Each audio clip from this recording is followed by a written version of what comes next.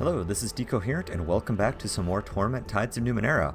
So before we get started, this is a very exciting day in my world because I have a new monitor. It's sort of an embarrassing thing, but I've actually never owned a monitor that's capable of 1080p. For many years I've been using one of the older Apple Cinema monitors that I got more or less free on Surplus. And although it's a nice panel, it's only capable of rendering in, what's their screwy resolution, 1680 by 1050 or something? So it's not actually a full HD. So I've been using AMD's nifty little virtual super resolution trick so that I can record in 1080 even though I don't actually see it. So now that I can see all these pixels, this game is even more glorious. So anyway, very exciting. Back to our adventure. So it ended really on a high note. We met our friend here, Skura the Faceless, and she is no longer Skura the Eyeless because I gave her an eye, which is super cool. And then she gave us a jar of the Iron Wind, which is sort of mildly ominous. It's got all sorts of nasty nano in there. And this is a quest item, but I have no idea why. So that'll be interesting. I also noticed that I no longer have the quest to come get the standard for our band of mercenaries next door from the Merchant Chief. And I went and glanced really quickly at the recording, and I didn't see that quest ending. Since you just watched it, I'm sure you can point it out to me. I didn't look very carefully because, honestly, watching yourself play games is extraordinarily boring. So basically, when it comes to these guys, I don't care about them anymore. I met our pal and gave her eyes. Let's see, I talked to everybody. I'm really irritated how they treated the slave, what with the whole cutting out of the brains bit. Beyond that, I don't care about these guys. I'm not interested in helping them out. I could give him the jar of experience or something and get the standard, but who cares? It's like $1,000. I don't care. So I've decided I'm just basically going to let the thugs out. If they decide they don't like it, then we'll pick a fight. And that will be the end of it. I'm not particularly worried about getting into a fight. I have some pretty serious big guns here. If they step in front of me, I will share with them my vision of turning them into a fine red mist, and then promptly bring that vision into being. Hey guys! Alright, let's head out. There's a key by the door, friend, he says. Just use that and... Excellent! He finishes as you unlock him and his friend. Can I trouble you for something else? With the shape Zebek is in, there's no way we can get out of here alive. At least, not with the Murden guards watching the entryway. Can you do something about them? Okay. Let's go with the childishly obvious plot. If you go hide in the next cell, I'll tell the Murden guards that you've escaped. That should give you time. And if not, I'll kill him. A solid plan. We'll wait for you there. When you give us the word that the way is clear, we'll make a run for it. No problem. Easy enough. If I could avoid slaughtering a bunch of boring birds, that's fine. It's more just, I have better things to do with my time, you know? I'm a busy man. The Murden draws back from you, hissing, and looks nervously to its comrade on the other side of the room. It emits a burst of mental static that feels like trepidation. Hey, gotta talk to you. Okay, pulls a knife and waves it at me. Yeah, we talked about this last time. How it won't talk to me.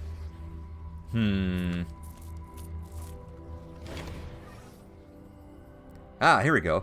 The Murden puffs itself up, its greasy black down expanding as its beady eyes size you up. You note that this creature is slightly larger than its comrade. It croaks a harsh and glottal challenge, and a burst of mistrustful static fuzzes your thoughts. Hey, dudes, your prisoners are gone. The creature looks at you blankly for a moment, then darts a quick glance at its comrade. You sense a panicky psychic exchange between them, and they turn and dash down the hall. Yes. Go, go, go. Dash, dash, dash. Why not? Okay, quick. The plan.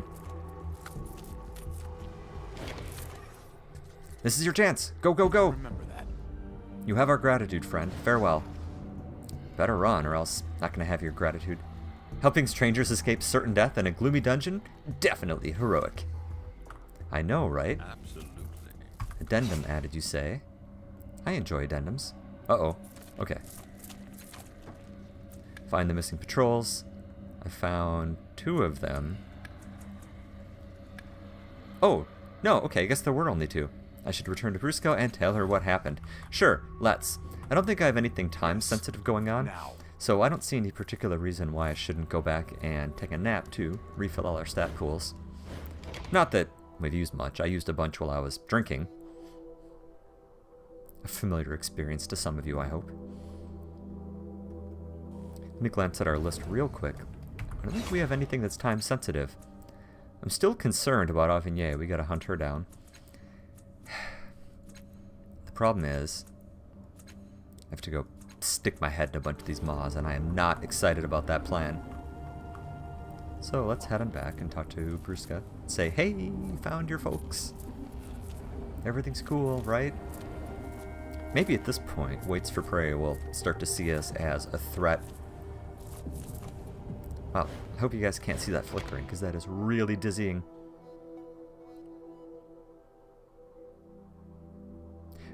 And again, I complained about this like 50 episodes again.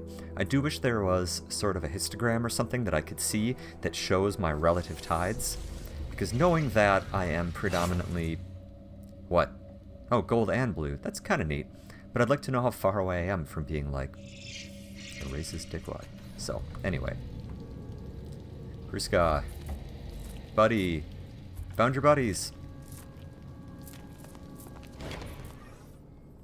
Bruska tears her gaze away from the courtyard tunnel and glares at you. You need something?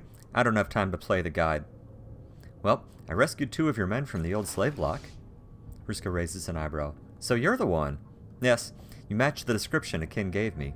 He stumbled back here a while ago, Zebek nearly unconscious on his shoulder. She nods. Thank you. Here, take this. It's not much, but I owe you something. I'll remember that. That's both my patrols you've rescued. I'm truly grateful. I don't know what possessed you to step in the way like that, but I owe you my thanks. I guess with these headaches out of the way, I can focus on more important matters now, she adds under her breath. Important to some, anyway.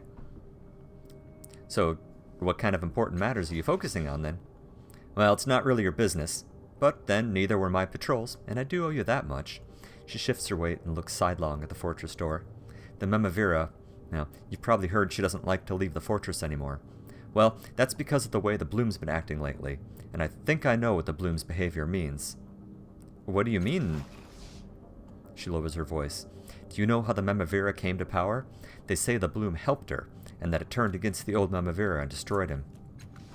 I was a kid, just a green mercenary at the time, but I remember the way the Bloom changed. The old Memavira could, well, not control the Bloom. I don't think anyone can do that, but sort of coax the Bloom to do what he wanted. Then, one day, the Bloom just stopped responding.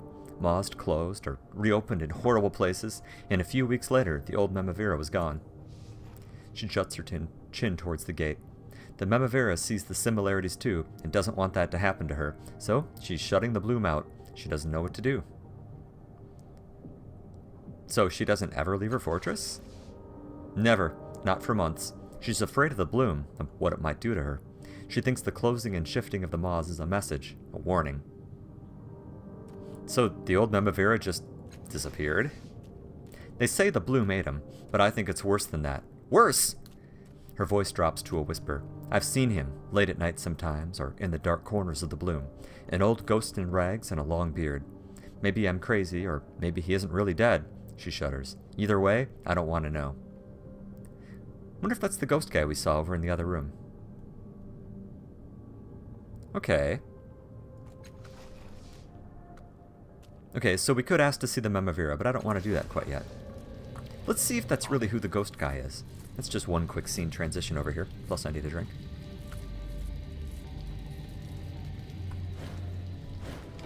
I know we talked to him, but I don't think it was anything useful. In fact, I rather doubt that's who it is, but... I don't know. These things are interesting to me. Ghost, ghost, ghost. Walks without fear. I know you're rolling your eyes and telling me that's not who it is, but I don't know. I gotta look quick. Yeah, with the new monitor, the Bloom is much, much worse. Oh god, the teeth. Aha! I've seen you, have I not? So, Bruska said that you... she said that she saw a ghost dressed in rags with a long beard. Are you the old Memavira? His eye sockets focus on you, and his expression gains a semblance of life. The Memavira, Bruska. He looks at his ghostly hands, and when he looks back up at you, a light seems to blaze in the holes in his face. Was I the old Memavira? Oh yes, oh yes. I ruled the bloom with strength and wisdom, and the slums ran at my word, ran red. The council of Saga's cliffs feared me. The merchants who trod my streets paid me. My word was law, and none dared stand against me. His lips parted in a feral smile as he grasped the last memories in his mind. The new Memavira. Ha! What has she done worth mentioning? Who trembles at her voice? Tell me, who fears her steps? Who among her people wouldn't slip a blade into her back? Oh, she did for me, it's true, her and her coitre, but I had loyal retainers to the end. Loyalty and fear, like a fist. She may have taken my place, but she'll never match my rule. And if Bloom hadn't turned against me after my decade in power, I'd be there still. But she dragged me to the heart of the beast and let it sift through my mind, fed it all my crimes, and then she left me there. He swallows. Ask your questions of me, while the fragments of memories still linger. Ask now, and make the questions count. Wow. Okay. I'd like to go backwards here, actually. I don't really care about his history. I do want to know what the hell the Heart of the Bloom is. So what happened in the Heart of the Bloom? She brought me through a new maw, an entry to the heart I'd never seen. It was then that I knew what she intended, and we fought. But she was fast and strong, and I was old and drunk. She didn't kill me, though, oh no. She wanted me to suffer for the crime of raising her up. She bound me there, and she stood above me and reveled in my pain as the bloom sucked away everything that I was. I'll say this for her, she was better at malice than I ever was. Okay, so tell me again about when your reign is the Memavira, because clearly you love talking about yourself. He smiles, a cruel thing almost lost in his beard. I lived with my knife in my hand. I never lost my love for its kiss. I took what I wanted, and I shared the best with my crew. But I had laws, mind you, laws and strictures that kept the merchants pouring through the bloom. No sense in scaring off the easy meat, no need to be greedy.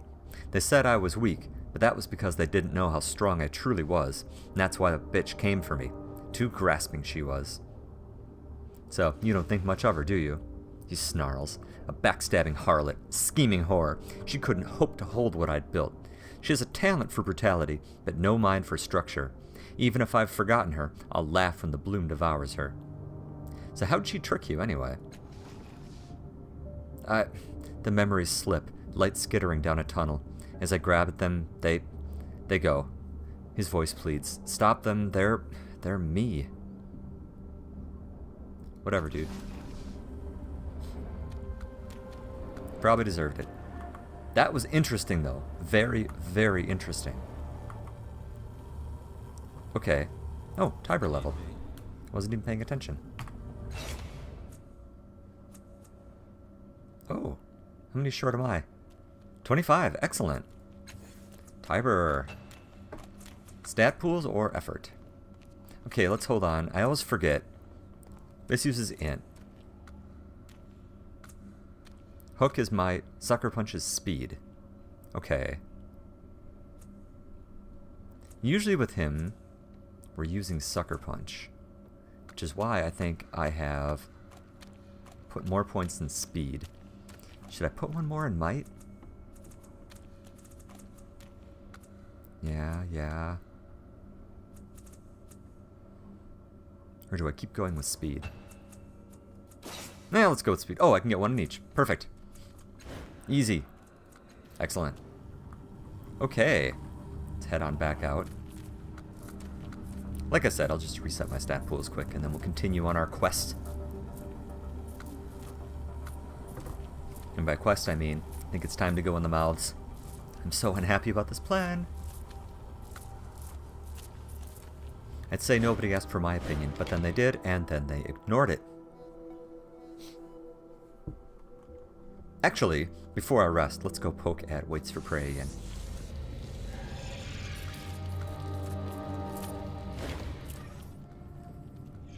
I'm not going to turn it off. No, not yet. Alright. I really want to get into the labyrinth. Should I just attack him? I don't know, that seems so rude. But I don't know how to get him to view me as a threat.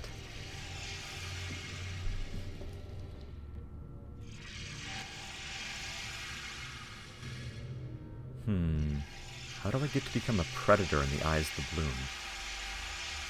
Oh, that thing's really loud.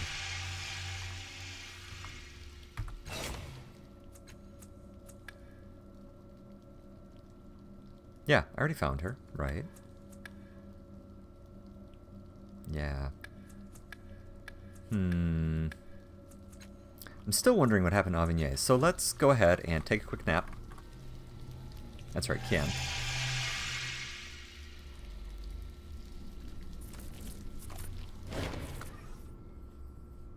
Hello. I'd like to sleep here. Enjoy your night. Excellent. Look out, villains! Trouble coming your way. Exactly. Lots of trouble. So much trouble that I'm like a balloon when something bad happens. Ah, I missed some banter. Alright. Which maw first?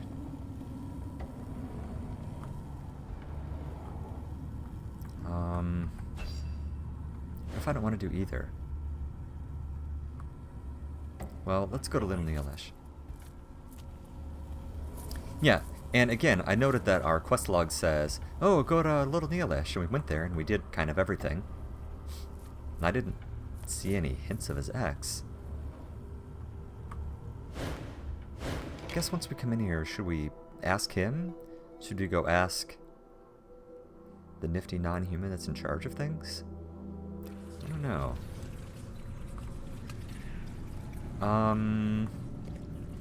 Let's just poke at Garkodo quick and see if he knows anything about this.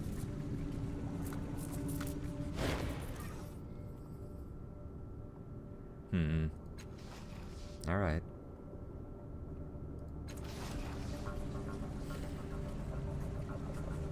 Where are you? Tiber.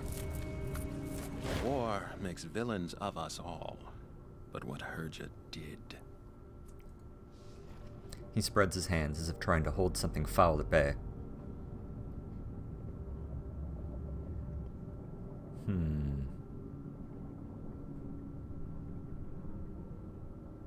No. Nah. No. I'm going with fooled by a pretty face, were you? I'll make light of this. I'm following you, aren't I? He winks. Okay, so do you have any thoughts on where Avignez is? My journal. Somewhere in this place, he says, staring around Little Neelesh with a hunt of desperation. Visibly steeling himself, he touches the ring with his opposing hand. Old pain, he gasps. Digging and stinking trash. Hunger. He jerks his hand away as though burned. Something's wrong. He feels different.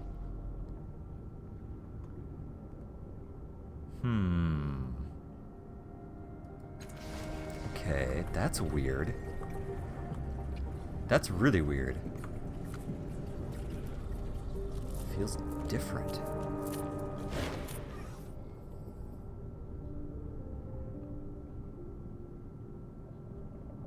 Wait, another maw? Okay, so, hello Wonder. So what was the stranger you mentioned again? A device in my head that made me think. That's right, okay. What maw? I don't remember this.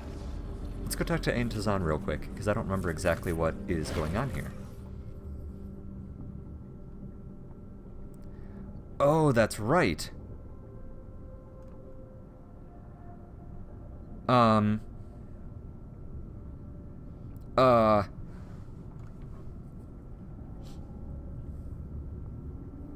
Still.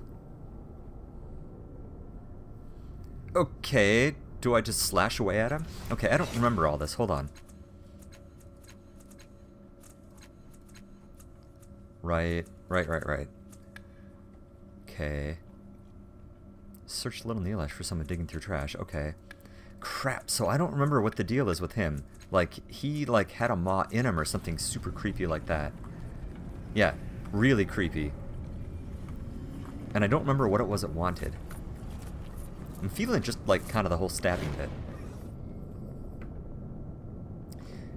Hey, child, and you have returned. Have you had a chance to test your skills? Found anything else that dredges your fancy and appears like a shining, unexpected toy in your hand? Have you seen a ring like my friend is wearing? Blinking, mouth working silently, Tiber proffers his hand, clearly at a loss. Yeah, Crimper says, glancing at Tiber's ring. He rummages within his filthy rags. I have one just like it. He holds it up, pinched between two claws. It's absolutely identical. The tall man dropped it in a bunch of butcher's leavings a few weeks back, he chuckles, eclipsing Tiber's pained sigh. Busted his hands off like he'd handled something awful. The filthy man mimes the motion, rubbing his hands fretfully on his greasy clothing, and then cackles. That's it, Tiber says heavily. He got tired of looking for me and dumped the ring with our friend here. He offers you an unconvincing grin. Well, it's better this way. I'm glad he's clear of this place. Glad he's gone. I'll remember that. Gone? Crimper says, puzzled. He's not gone. I saw him this morning, waiting his turn at the shrine of Great Chila. The old man looks between the two of you pointedly, clutching the treasure close to his narrow chest. Maybe he's still there? Well, let's go find him, Tiber. All right, Tiber says, massaging his hand. Whenever you're ready, lad. I won't have any peace until I see him again. I know that now. He drops his hand to his side. Doesn't matter if he spits in my face and storms off. At least I'll know I tried.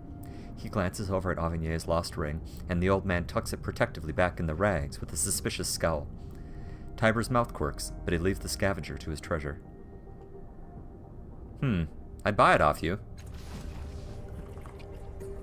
Okay, shrine or maw thing? Let's go poke at the shrine. Yes, I'm stalling a little because I need to go back and dig through my recordings and see what the deal was with him. With Mawman, not with Avignon. How can I not remember that? I suppose it has been a couple days, but still.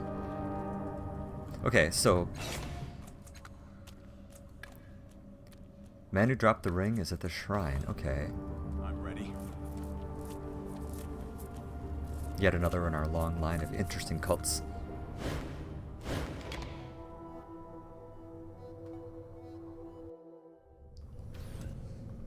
Okay.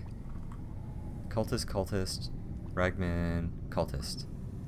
Okay, let's ask the observant spec really quick. She kind of seems to know what the story is. The old man nods, waving you closer. Her eyes glitter in the semi-darkness of the shrine. Ah, okay. I met a man out here. He claims to be the former Memavira. So he was. A man who enjoyed holding lives at his mercy, pronouncing judgment from his throne. You hear the chittering, whispering voices of the bloom behind the spec's words, twisting their way into your mind. When you blink your eyes, the image of an imperious-looking man flashes before you. The same man you met outside, but younger, crueler, stronger with a cruel curl to his lip. And also more substantial, I imagine. The whole bloom was his palace, the seat of a kingdom that he would build, for such was his ambition, and the bloom loved him for it. Such power it gave him. Oh, what kind of power? Every Memavira can open a maw at a touch, but not all can summon maws to their side. Fewer still can call them outside the fleshy walls of the bloom, as he could. Whoa! Open a maw at a touch. Summon to them side. And out. Wow! That's pretty cool. But the bloom turned on him, just as it's turning in the Memavira now. Just as it always does. So many lives cut short by his hand, so much fear bound up with his name. He'd grown fat with the terror and strife that he sowed. In the mind of the bloom, he was a beast made plump for the slaughter. So the bloom eats terror and strife? It might, or perhaps it devoured the legacy of terror and strife, rolling him around in its guts until he was forgiven, until he forgot himself. She shrugs. Who knows? The whispers don't say. Huh. It doesn't sound like justice to me, nor does it sound terrible. Frankly, sounds like an idiot. He could have seen what was coming and escaped. They never do. Just a little longer, they say to themselves. Another month in power, or another year. That's all I need to build a legacy that will stand forever. The spec slowly spins herself in a circle. It's all a cycle, round and round. Feast on one Memavira, raise another in its place, let the hunger build. She stops, and feast again.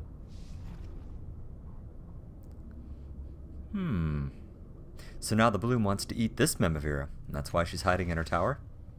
Too scared to leave her tower, too proud and stubborn to abandon the bloom, She's no different than the ones who preceded her. The bloom will eat her, and her name will be forgotten.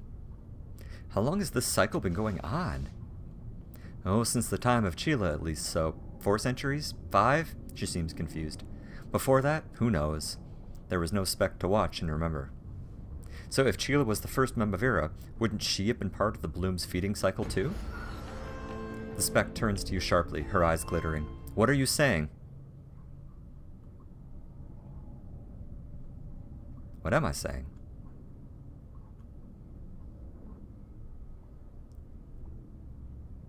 That makes sense. I mean, she says if she was the first Memavira every time she gets eaten. I mean, if the others were eaten, then she was too. No, she was taken to its heart as a friend. Her legacy lives in her chronicles, in this statue, in my words.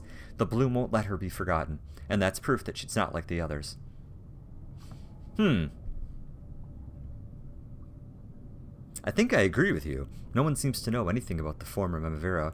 Just like the angry ghost that's forgotten it now, and then her. And she's got kind of a weird thing going on. So if the bloom took Chila to its heart, then where is she now? Still there, perhaps. Time runs differently in the depths of the bloom. The old woman's eyes lose their focus, and her voice grows even softer. One day she'll come back for her spec. Alright. Okay. So Ragman, you're the only one in here with a name. It's slightly suspicious. I'll remember that. Jagged antlers twist from this blue-skinned mutant's temples. Permanent creases shape his face, revealing a history of scowls and grimaces. His glance slides past you to Tiber, and then to the ring on Tiber's hand. He tenses.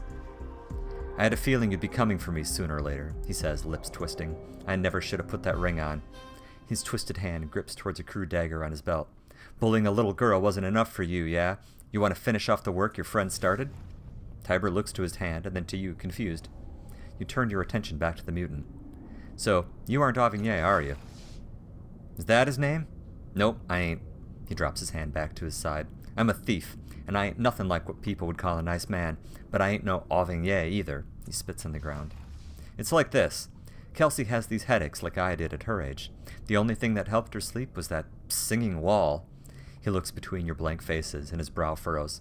There was something buried in it. Sounded like voices humming together. His expression darkens. And a few weeks back, your man came in, put her to the side, knocked a hole in the wall, and took the thing out. He scowls. She begged him to leave it, and he ignored her and took her singing wall away. No, Tiber snarls, turning on the mutant. You're lying. Avigne wouldn't do that. Confusion flashes across the mutant's face.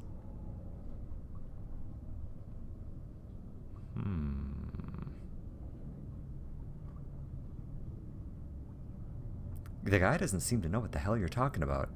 Let's just settle down. Listen to him for a second. Maybe he knows where Avigne is now. But the mutant is staring at Tiber, troubled. I ain't lying. After I came home and found Kelsey weeping, went after your man.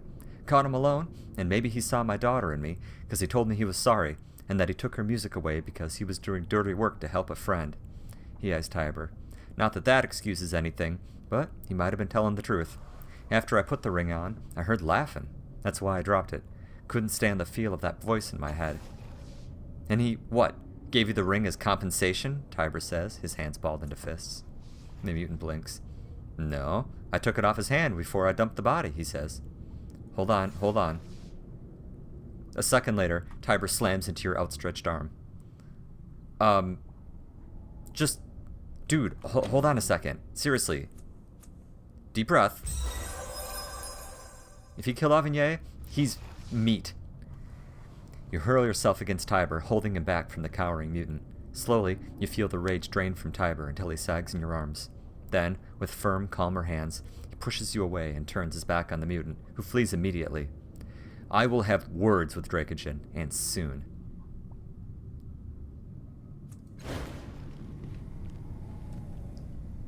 Okay, I thought I might have a chance to kill him.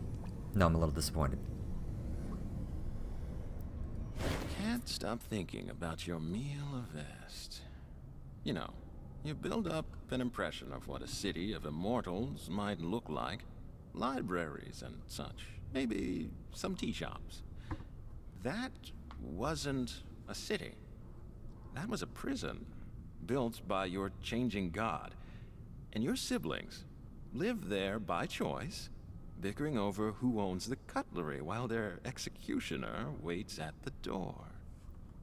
Why do all of you let him get away with it? Uh-huh. This isn't about me or the changing god, is it? What else would it be about, he declares, throwing his hands up in the air. They falter there and fall back to his sides. No, he says, looking past you.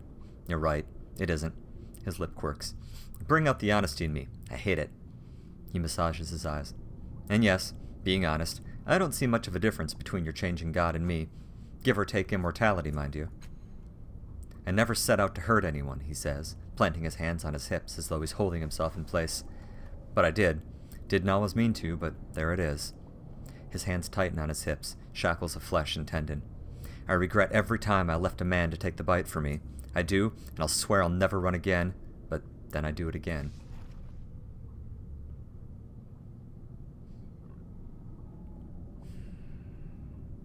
Dude, I think you're being a little too hard on yourself. Kind of you to say, he says, though he doesn't sound like he means it. I wish you were right. He straightens with visible effort, favoring you with a smile. But let me bear my own conscience. What do you need? So, about Avigne. Not now, he says, his smile fading. Not till we talk to Drakechen. Okay. Alright. Fair. Yes. Well, let's continue on our way.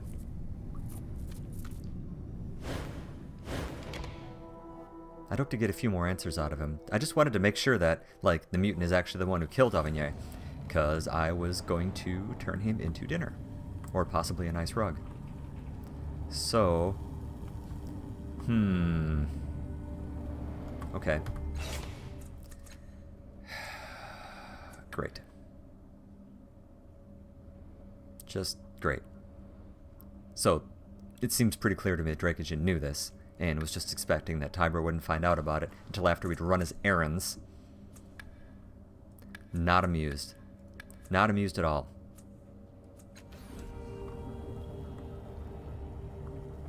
Okay, well, here's the plan.